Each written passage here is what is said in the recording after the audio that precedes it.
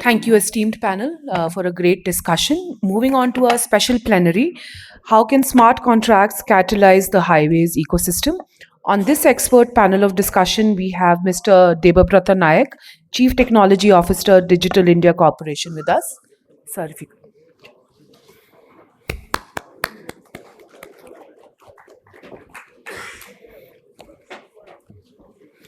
Mr. Palash Srivastav, Managing Director, India Infrastructure Finance Company Limited.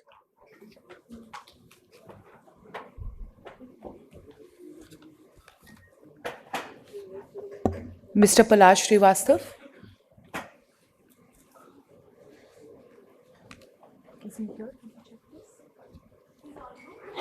Okay, all right. We'll wait for him. Dr. Zafar Khan, Joint CEO, Vertis Infrastructure Trust.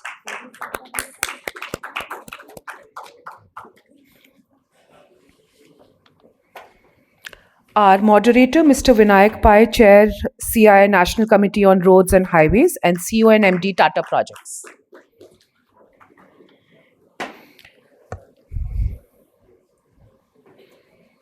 Mr. Jagdish Kadam, Vice Chair, CI National Committee on Roads and Highways, and CMD Rajpath Infrastructure.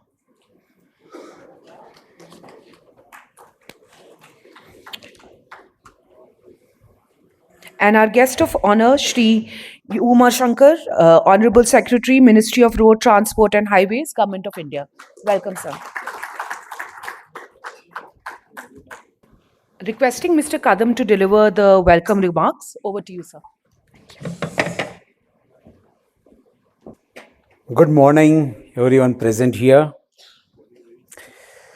In this session, the dignitaries present on dais, Shri V. Umashankarji, Honorable Secretary, Minister of Road Transport and Highways, Government of India. Our chair, my friend, Mr. Vinayak Pai, CII, Roads and Highways Committee. Distinguished panelists, Mr. Nayak, Mr. Palash Srivastav, Dr. Jafar, Mr. Ravi Shankar. Respected industry colleagues and friends from the highways ecosystem. It is my great privilege to welcome you all to this very relevant and forward-looking session on how smart contracts can help the highways ecosystem.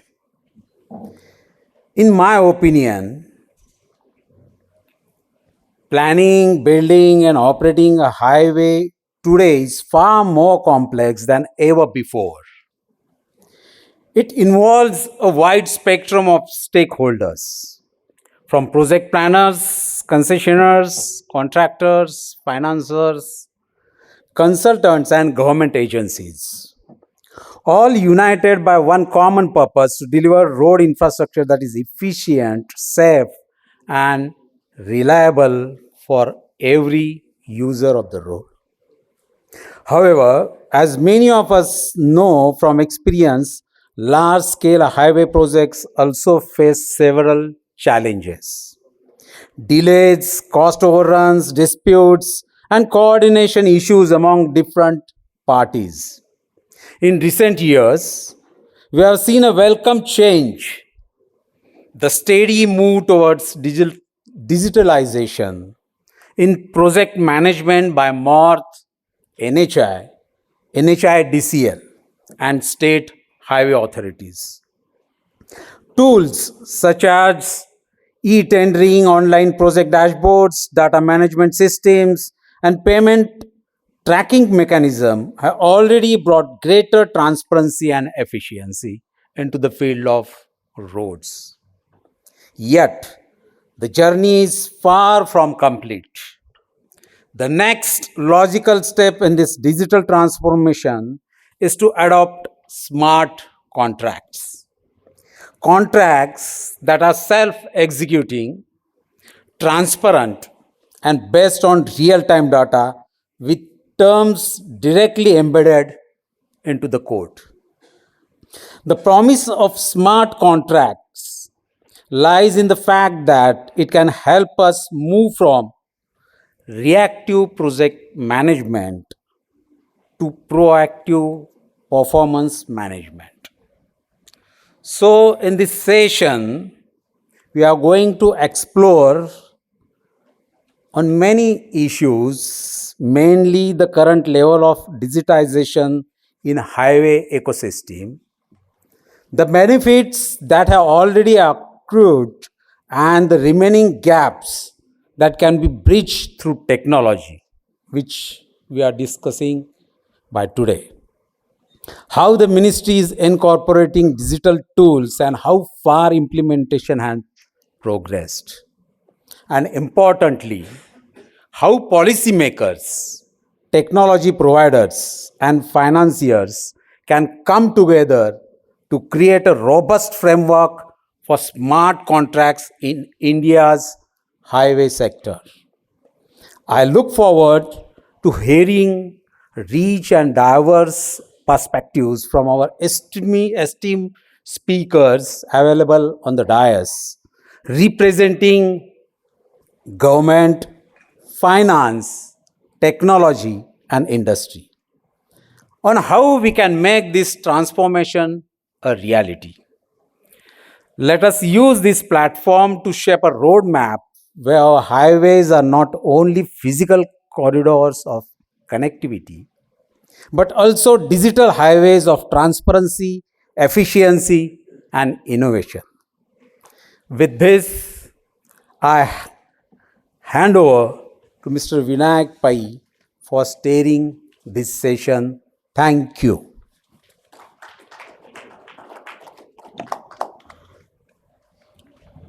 Thank you, Mr. Kadam, for setting the context. Welcome, everyone, and we look forward to we first had a very engaging conversation on ATMS and use of technology for road safety. Now we are moving on to this important topic of how smart contracts can catalyze the highway ecosystem. We have the esteemed panel here. We started off a little late, so I would straight away request Secretary Mr. V. Umashankar to please address us, and then we can go on to the other speakers and manage the time accordingly. Thank you.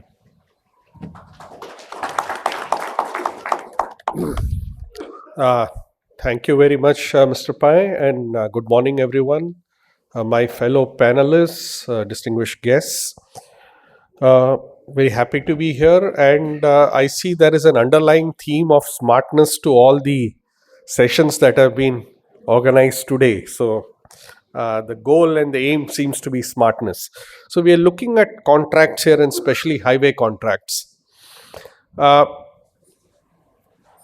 As society progresses, what does smartness mean in the context of our discussions? As society progresses, every person in that society wants life to be more and more predictable. I call it the traffic light society.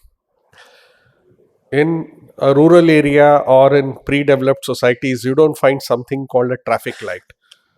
In even developing societies, small towns, you don't find traffic lights. But you find them in big cities and in almost every corner if you look at developed nations. The primary reason is that when does the road get used by vehicles, when does the road get used by pedestrians, in which direction takes precedence at which point of time. That is determined by the traffic light.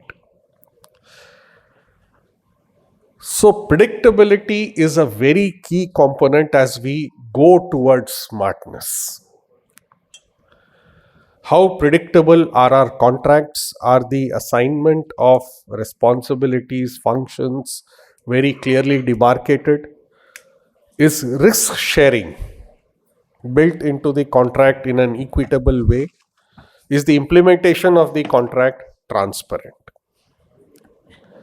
That would be the key components of how at least I would look at what smartness means.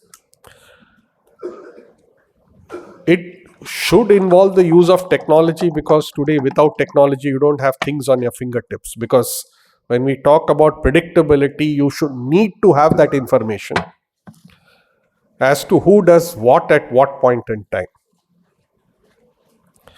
And that should be available in near real-time basis. Probably not on real-time basis, but near real-time basis. The problem with our contracting specifically in our country, I would lay down as two specific issues, is the L1 challenge that we have.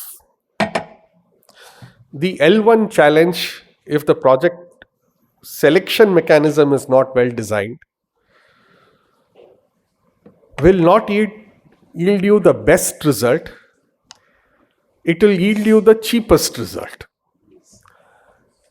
And the cheapest may not be necessarily the smartest. The second is the apportionment of responsibilities being unclear. Then matters will land up in courts. And I seriously suspect the ability of our judicial system to handle this magnitude of disputes that arise in our system. In fact, as a nation, one of the weakest areas that we have is contract enforcement. And because contract enforcements are weak, then we'll have to find other mechanisms on the basis of which the smartness can be brought about. So given these two major constraints and challenges, the rest are areas which are within our control. So can we design a system that brings in these key elements and also works our way around those two challenges which you cannot do away with? So given that we have been working on the model concession agreement for the BOT toll projects, and after about 9 months of work, looking into each word, each clause, each sentence, we have finally come to a conclusion. And the key point, the exercise, and this has been a massive exercise done maybe after about 15-16 years. Of course, my predecessor had done some amount of work on this, and that some modifications had been made, which had been well received by industry. But as a comprehensive and complete overhaul of the model concession agreement, which would form the basis of what we would see as smartness. Some part of those elements, I think, has a presentation was made by NHAI to NHBF recently. And there are many parts of which industry as a whole will welcome, and there'll be some parts which industry will feel is a little onerous. But then the dice will always turn the best way. The first part is predictability before you enter into the contract. What are the key elements that you need before you start constructing a highway? Do you have land? Highway cannot be built on air. Do you have the necessary clearances? Right? There were so many unpredictable elements that were existing in the projects earlier. You just didn't know what surprise came around which corner.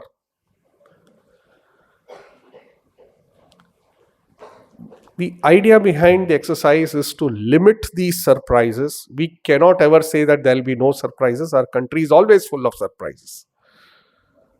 But that's the beauty of our nation also. But can we minimize the surprises to a substantial extent so as to make contract implementation predictable? So part of it is looking at how we go about land acquisition. How do we get into the contract? Now you will find that we spend more time in pre-construction. So earlier, the contract used to be awarded and then you would get into sorting out these problems. So average time in which a project got executed was about 4.8 months, 4.8 years, right? That's 4 years and 9 months. What we plan to do is do the pre-construction or the issues, settling those issues prior to entering into the contract. Working with railways to sort out issues, working with the Ministry of Environment and the Forest Department in the states to sort out issues, make the process of obtaining clearances easier. You will find that change already being seen insofar as, say, forest clearances are concerned. So maybe previously after approval we would have got into the award within 4 to 6 months. Now we say, well, let's take a year. It makes the contract predictable. So the contract which would have got executed otherwise, everything going well in say 3 years, will probably get executed in 2 years, because there are no surprises. So getting into issues of predictability at the first instance, settling out pre-construction issues. For example, we have also decided that shutdown charges, that's an element of unpredictability. 400 kV and above shutdown charges will be borne by the government or NHAI, because you really do not know what the quantum of those charges are going to turn out.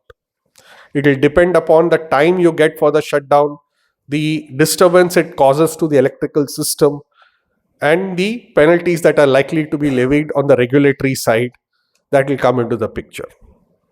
So we said, let's take that unpredictability upon us. 220 and below, the issue of a shutdown is much less. So let it be handled at the concessionaire end. The second part is looking at the execution part, in which the responsibilities are clearly determined. Issues of supervision, issues of the quality of the project report that has been brought in. So some of you all must have got to see the new DPR document RFP that we have put out along with a rating system, which comes into force, was supposed to come into force from 1st November. But this cannot come into force unless the rating system is available. So it will probably get pushed by a month. So you have both a rating of contract DPR consultancy agencies, and also a fixed cost contracting with clearly defined responsibilities in case issues turn up during construction. It will affect both the additional performance guarantee that they bid on and also the rating.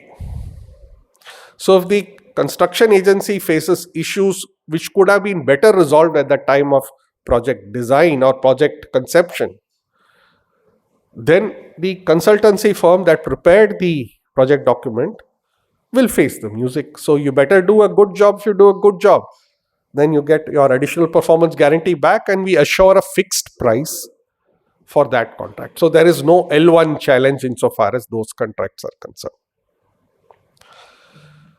The other part is the supervision system. That again, the document will be probably out within the next couple of days, all done, where we are getting into a similar rating and a different bidding system. It is a composite of bidding on price as well as bidding on performance guarantee. So there are two bid parameters. Right? So this is again something else, and there will be clearly defined elements on the basis of which the performance guarantee would get affected in case of issues in project execution. So tighten up the supervision part. So between that is where the concessionaire gets to work. On BOT projects, there is a revenue risk. So on the revenue risk part, again, we are coming out with a mechanism where we say that these are our estimated target traffic. You make your own estimations and bid accordingly. But if our target traffic falls, so you have something which is less than 10% below, in the first 7 years, there will be cash support. Thereafter, it will get into the concession period adjustment. So that the initial period is where the cash flow is more important. So provide a cash support in the initial period, 7 years, thereafter, get into the concession period adjustment. So downside risk is then taken care of. That will be, of course, a specific band within which this operates. And usually what we have found is that the target traffic takes time to pick up, but it picks up. Once it picks up, then there is revenue in the system, right? So maybe in the initial periods, there is some issue that comes up with target traffic. Then the revenue support comes in. The other set of elements that go into contracting, say, change of scope, the surprise round the corner. We are prefixing that into the contract. So we will be fixing the rates in the document itself. So if tomorrow we suddenly decide that there is a vehicle underpass that needs to be constructed, the COS order gets issued, the rates are already predetermined, and the payment is made out. If there is a service road to be constructed, rates have been predetermined, and the payment out happens, right? It's a composite of the SOR and the average discount or the rebate we get for bids in that state. So we don't take a single project, right? So the discount that happens in all bids that happen over a 2-year period in that project is the discount that gets applied. So we can't bias that, you can't bias that. It is like crowdsourcing information, putting it together. So you need a digital platform to do that. We do have that digital platform. We can enable that to happen. We are also, as part of the general exercise on change of scope, having that got settled and resolved, then it doesn't become a tussle between the concessionaire and the authority as to whether the change of scope element is valid and what is the payout that you get, when do you get the payment. Those issues make it more predictable. We also then get into management issues like that the Kerala case where the toll had to be suspended by an order of the court because there were a concessionaire and a contractor both operating on the same road. You can't have two masters in one house. There can only be one master in a house. And this agency problem created the further problem of user inconvenience, which created the problem of a court intervention and a suspension of a toll. So this takes away the concept of bringing in a COS element at any stage. Even during the concession period, if a COS comes up, a VUP comes up, predetermined rates indexed to the market, discount of that particular year, go ahead and do it. We are also bringing in a concept of authority substitution. So there it is, that is where the hit would be at the end of the concessionaire.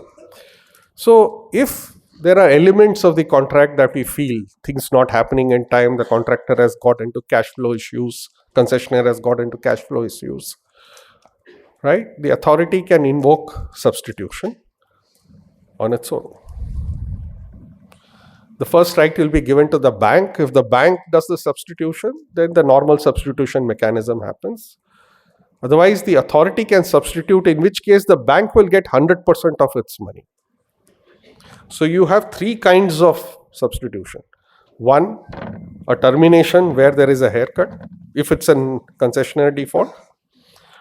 If there is an authority default, then obviously it goes on the other side. With substitution being enabled, if the bank substitute, then they get the contract carries, but the elements of the penalties and others gets invoked. In case the authority substitutes, then the bank gets everything. They get 100% of the money, right? And this would be at the discretion of the authority, so that we build that predictability also in this. This is predictability for the user. We don't see construction projects going on for 10 years. The oldest project that I have on my books is a 2010 project, which after a lot of back and forth, we are probably now looking at a completion in June. I made it my life's purpose that there are these 5 projects that I'll ensure get completed in my tenure. And these are the 5 oldest projects. So untangle, untie whatever issues are there, go ahead. Even if harsh action needs to be taken, let's take that action, because at the end of it, it is not just predictability of the contracting. The purpose of the contracting is user. Does the user know what's happening? Right? Does he see a day that this highway or the road is going to get completed? Right? As you said, payment systems and other things have already been digitized and streamlined. So to that extent, we do not have issues on that end. But we are also working on a concessionaire rating system. That is to also attend to this issue of the L1 challenge. This will be primarily for EPC and HAM contracts. So if you have a bad past performance, and there will be objective mechanisms by which this gets assessed, then it will impact your future participation in bids. Right? So we hope to complete this exercise and bring this out by end December. And the last 3 years projects, last 5 years projects would be taken up for estimation. We have 3 years projects on data lake. So on the NHIS data lake, so we can use that as the basis. And there is information being fed in from the MOT side, that is the roads wing side also. So we'll have a single platform on which all this gets done. And if anybody has a poor performance in the past 3 to 5 years, better be beware, then you might get edged out of the market. Okay. Lastly is dispute resolution. On dispute resolution, we have found that the conciliation mechanism works far better than the arbitration mechanism. Arbitration takes a lot of time. It leads to further and further and further disputes. It gets challenged in the local courts, then the High Court, then the Supreme Court, before any kind of settlement happens. I was surprised we put together the data on that. NHI did have some amount of data on the MOT side, the NH side. We really did not have data because that was being executed through the states.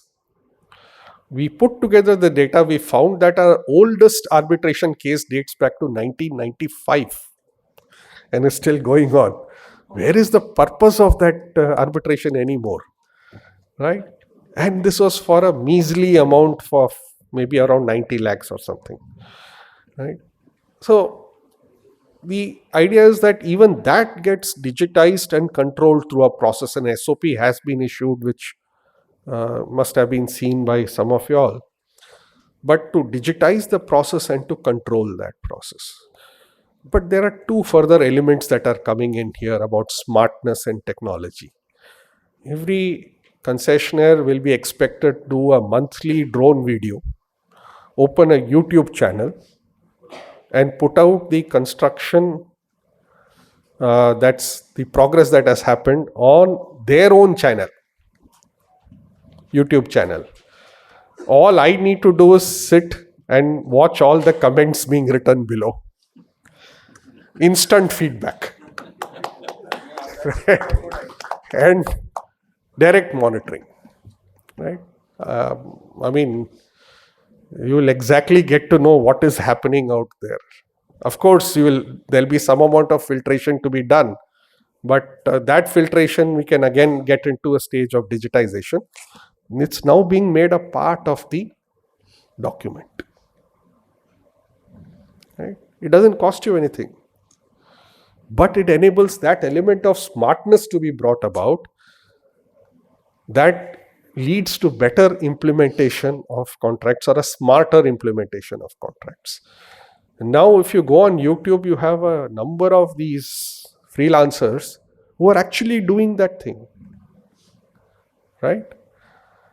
And I find that I get a lot of my information. So when I do monitor some progress of works, so when I'm able to tell them ki ye nahi hua, ho nahi hua, so even my people ask me ki kahan se pata chala.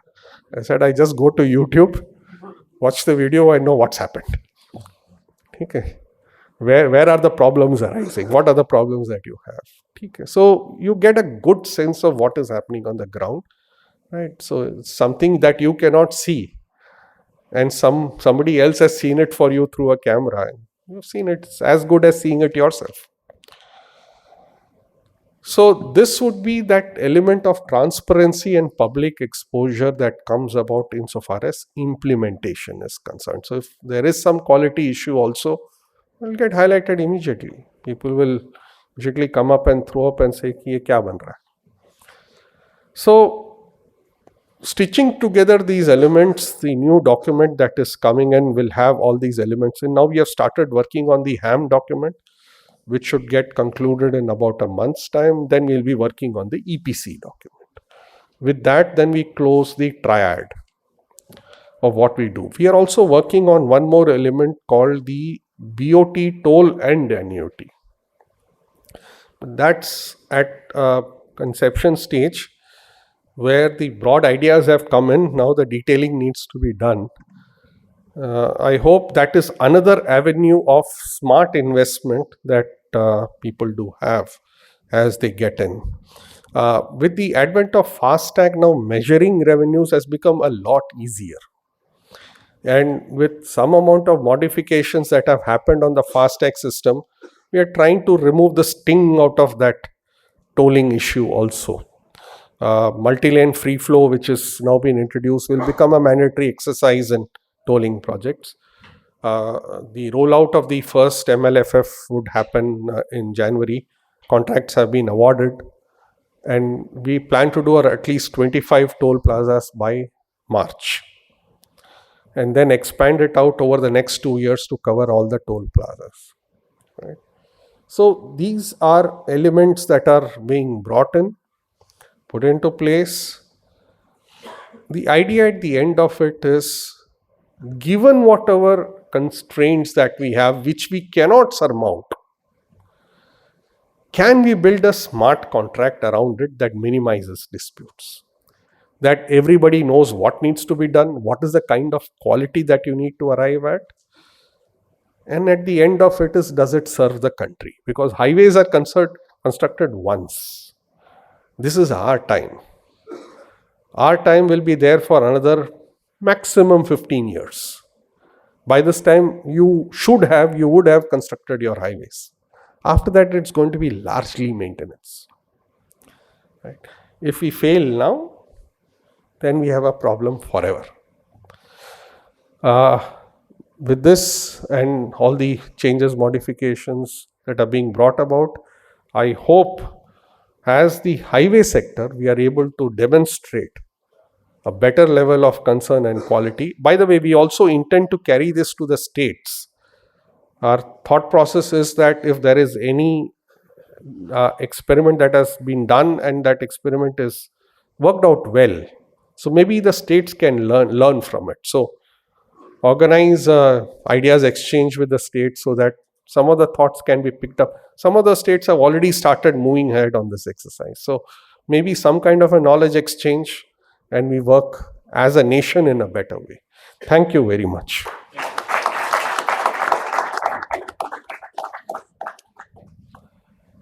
Thank you, sir. I think that was very insightful. We all come to expect that smartness is related to technology, AI. I think smartness is related to clarity of thought, which Secretary has displayed in abundance today, and we are very glad of the direction in which things are being thought of. Moving on, we have to optimize a little bit of time, so I would encourage the next speaker, Mr.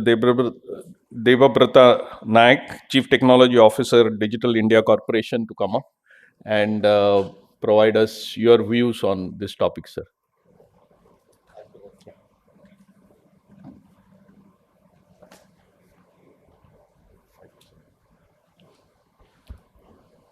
Good afternoon to all of you. I think we are doing something as a part of this sector, as a part of working with the NHI for the last 2 years. I think to understanding the NHI as a part of whole, and I think NHI has taken a great initiative around 2020 to 2000 till now, that they have been computerized as one of the things as a part of monitoring the projects. What I understood from their ecosystem as a part of, they build the systems, I think, as a part of the monitoring the projects. What we are trying to do, taking over the projects right now as a part of the more consolidation of the projects, I think, from starting of the project planning to monitoring the projects as a whole, and also we are being consolidating the what were being done for the last 5 years. So we are making more consolidation as a part. I think the understanding as a part of the government systems is as a part of they make more silos of the systems, and now the time has come for the integration of the silo system to the more unified view, and also the creating the ecosystems around it, understanding the philosophy of the that how the API works, how the DigiLocker works, that are understanding that ecosystem as a part of, you are being partnering most of the ecosystems with you, and exposing your APIs to the outside world, so that you can also build your system to monitor in the third party intelligence systems you can build, right? So that the design factors to build these systems is more towards the modern APIs. You write the APIs and understand the ecosystem, then also understand the requirements, then also build a system. Not only that NHI benefits, rather than the similar ecosystems around the state should benefits, because end of the day it is the roads you are building, right? So that when you're building the roads, one is the project planning, what the secretary sir told about, that okay, that the one is the planning stage, then you are creating the DPRs, then you are creating the RFPs, then you are adding the RFPs, then that work starts, and you're monitoring the projects, and you are also releasing the funds step by step. But besides that, actually, that the end of the day, it is the monitoring part. What it's a long plan part, that where that you are monitoring as a part of the, in the first page we are being releasing that part, that inspection, auditing, then you are, there is a pothole, then the citizens can take the photograph and send to you that okay, this there is a potholes in the latitude and longitude, you have to maintain that part, and that should be reporting in the systems. Then also the other aspect of the things what we are trying to build around the latitude longitudes, and also map the systems around that, so that you can view what is happening as a part of the NHI, that in the area of the road construction, road maintenance, and other aspects of the things. So we are into the early phase of this part of what we are trying to build here. And definitely the first page we are being released as a part of all the monitoring part, auditing part, attendance, and other systems. I think second page will be the plan we are being into it, the other aspects of the whole planning with the NHI. I think that the long way to go with the working with the NHI, what I understood from the projects. I think it is the first page we have to complete it. I think 3 page we have to complete. So the second page around another 6 months time, that the plan is there. It's a long way. I think that is what, as a part of the Digital India Corporation, we are being there to help them. Thank you. Thank you, sir, for your comments. I now request Mr. Palash Srivastava, Managing Director, India Infrastructure Finance Company Limited. Thank you. I'm quite excited by the opening remarks by the Secretary, sir.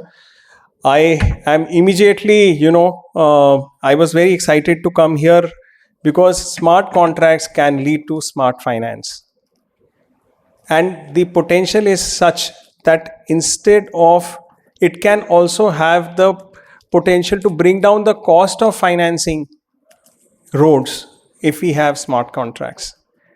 I will take an example by, I'm directly getting into the discussion in terms of nitty-gritties. So most of the times when there is a SCOD or a COD which actually has to be signed off, it moves from one bank, because most of the times we finance in consortium. Now everything actually moves from one lead bank, whether it is charge creation and all these other things which actually happen. Each of these things can actually happen contemporaneously. So it happens in the say, as was spoken of, that it can happen at a trigger. So it can trigger all the banking partners in the consortium, and it can happen instantaneously. Similarly, if a payment has to be made, what has happened is that the drawdown is negotiated in such a manner that usually it is going to take, say, maybe 3 months before I get the next payment, or a 6 months before I get the next payment. If we are able to manage, and if Digital India is actually helping the NHI, we would like them to help us as well, so that we have an OPMS, which is an online project monitoring system, and we also require them to upload, sir, the drone data on the progress of the road. But if we are able to really monitor the progress of construction on the site, the packets of drawdown can actually become far more smaller and real time, so that I don't really need to, my treasury becomes more efficient at drawing funds just in time, and we are able to disburse funds just in time for the proper utilization of the resources. So I don't keep any carry in the banks, so that I'm paying for that carry, or I'm not required to really kind of budget in advance and suddenly expect. And obviously then your entire machinery of the finance professionals which are sitting in various developers, they don't really need to really tax themselves in anticipation that we have exhausted so much funds. Let's actually have a say working capital loan also, which will enable us to really kind of tide over certain things. So all these are, I think, important things which I'm seeing the opportunity for.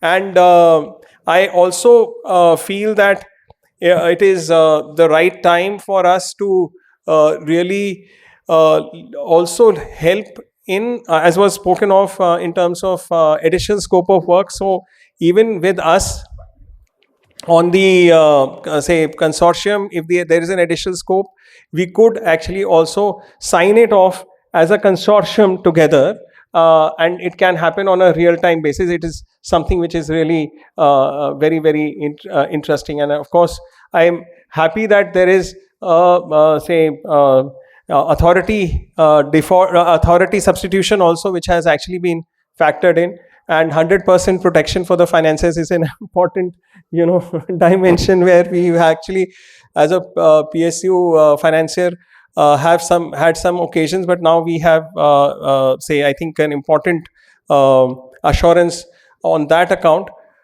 I'd also touch a point also, because disaster resilience is now actually becoming a very important element. So I'll touch on that aspect also. If we become smarter in our contracts, we have traditionally seen, and sir, there is I had actually provided some comments, but I think I am wiser by my interaction with CDRI yesterday, so Coalition for Disaster Resilient Infrastructure, which is our own multilateral, which is based out of India.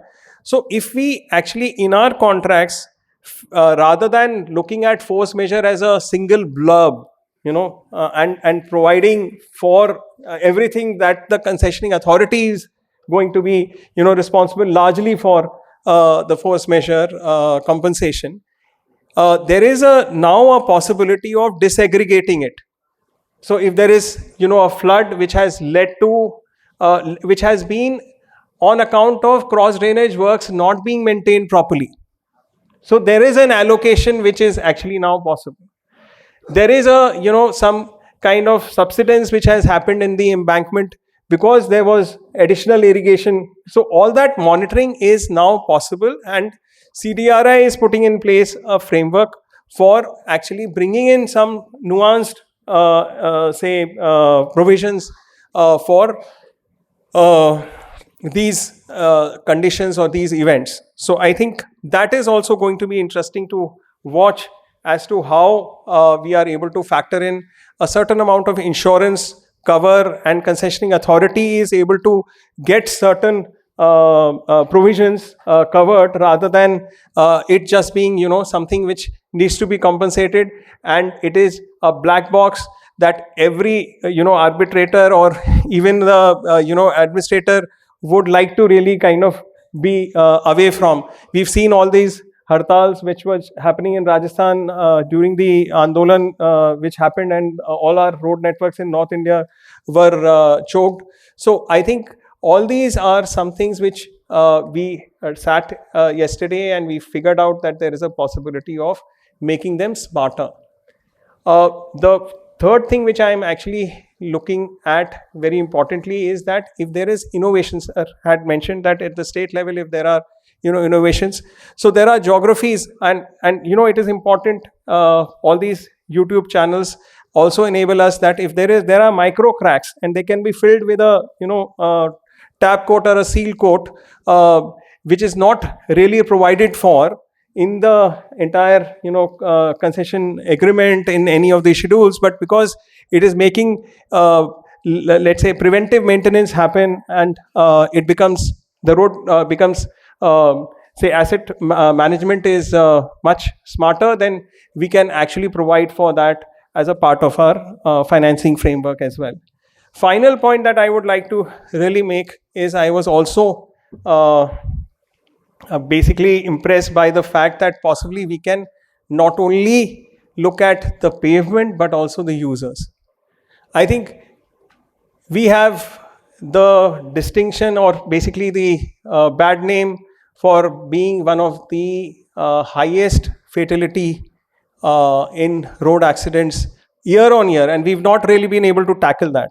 So, but I see this as an opportunity that if we are managing things, then we can also manage behaviors. If you are managing things smartly, I would say that if there is a perspective that we really open on, we can incentivize it. So just to submit, IFCL as a part of its own CSR has converged all the developers, and we are taking zero fatality roads, one road at a time. So that's and we've with Enterprise Invent opened it up, and also for airports. So I think we would like smart contracts to go for smart finance and also smarter road travel. Thank you very much. Thank you very much. So from the digital view to the financial view, we'll now finally go to a actual execution view. I invite Dr. Zafar Khan, Joint CEO, Vertis Infrastructure Trust, to give us his points of view.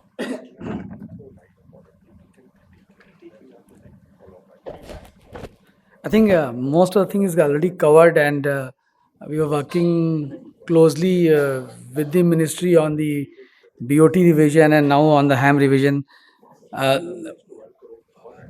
Generally, I don't want to repeat this, but smartness should create more visibility, and with the use of data lake, with the use of other system, the visibility has increased. But on certain matters, I think as we are creating smarter cities, smarter network, smarter system, smarter contracts, visibility also to be increased from both the side, from the authority side, from the concessionaire side, and from the road user side.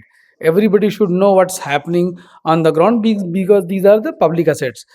Second thing, since we are making a lot of smarter systems and softwares, and I think still nobody's thinking on interoperability of different system. When we think that maybe after 5 years or 10 years, we'll have 2,000-kilometer road being operated through one control room, and now that time we will have, I think, 30-40 different software running on different concession. I don't know how we will handle that. So all those systems which we are planning for next 10 years or 15 years, I think we have to think about that, how all these smarter things, how they will talk to each other, how they will talk to future technologies, whether it is a V2X technology, car-to-car communication technology, whether it is how they will talk to logistic hubs, how they will talk to systems. Though my session is on the contracting, which is my favorite subject. This year also we have taken 3 zero fatality corridor with Vertis Infra only, and I think with more now revising the BOT contract, it will attract more thing. Only request is that especially on the contracts, time is essence. Timely resolution of the issues are essence, especially when we are talking about claims, arbitration, etc. Because any concessionaire would not like to go to arbitration until unless they don't get timely resolution in the thing. So if if more than NHI can create turnaround time also for clearing the file. Say if I am filing a refinancing, ideally refinancing doesn't increase any liability on the authority, though also it takes minimum 6 months to clear refinancing. Change of control, because we are large investor, we have taken around 28 roads right now, and for putting equity on Indian highway, minimum time period is 6 to 8 months.